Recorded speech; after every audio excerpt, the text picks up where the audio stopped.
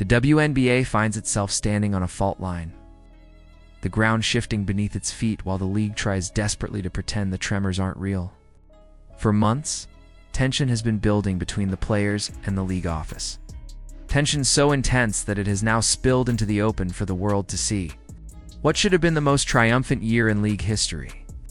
A year defined by explosive growth and unprecedented attention has instead become overshadowed by public conflict, distrust, and a looming labor crisis that threatens to halt everything.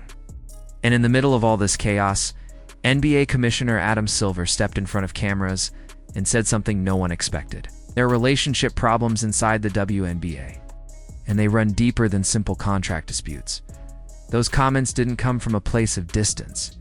Silver is entangled in the WNBA's future, responsible for the league's stability and its public image. He is not a man who speaks carelessly, especially not in the middle of explosive negotiations. For him to admit openly and clearly that the league's leadership and its players have fractured, trust is the strongest sign yet of how far things have deteriorated. What was once a simmering internal issue is now a full-fledged crisis, exposed through microphones and press conferences for everyone to witness.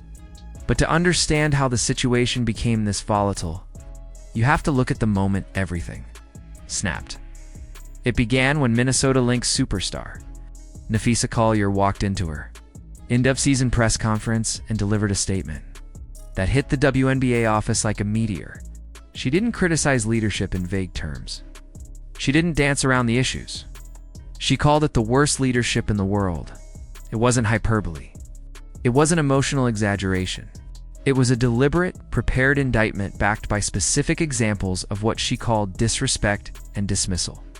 Collier described conversations with Commissioner Cathy Engelbert that made players feel undervalued. She described being told that rising stars like Caitlin Clark should be grateful for their off-court money, and that they owed their opportunities to the league rather than their own talent and marketability. And instead of denying those allegations, Engelbert replied that she was disappointed in how Collier characterized the conversations. A carefully worded response that avoided outright contradiction. 2 days later, Caitlin Clark sat in front of the media for her own exit interviews. She hadn't spoken publicly in months, choosing to stay silent while playing through injuries and carrying the Fever's immediate hopes on her back. When asked about Collier's statement, Clark didn't sidestep. She said Collier made valid points. She said the league needed great leadership now more than ever. And when she was asked whether Engelbert reached out to her after being accused of dismissing her value, Clark simply said no. That silence became a symbol of everything wrong. When your league is built on the momentum of a generational star, and that star publicly reveals that leadership didn't even call her after a controversy centered on her name, it becomes clear how broken the communication pipeline truly is. Player reactions were immediate and unified. Aja Wilson, the face of the league and one of the most respected voices in women's basketball, said she was disgusted by the commissioner's alleged comments.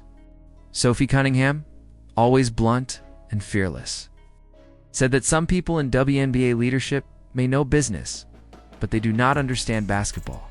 She spoke about officiating issues, inconsistency, in a league that felt disconnected from the players who bring the product to life.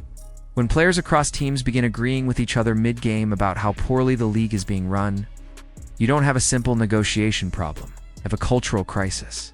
That's where Adam Silver entered the conversation. During his appearance at NBC Sports headquarters, he acknowledged the tension directly.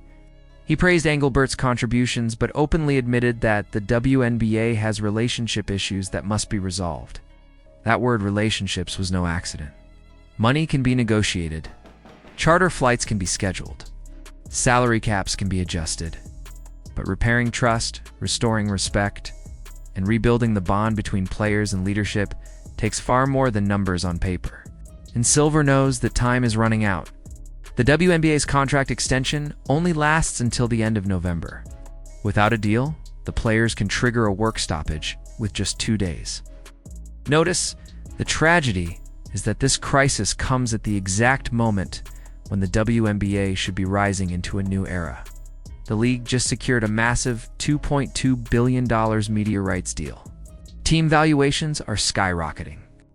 The Indiana Fever alone jumped 273% in value thanks to Caitlin Clark's arrival. Merchandise numbers have exploded. Viewership is breaking records.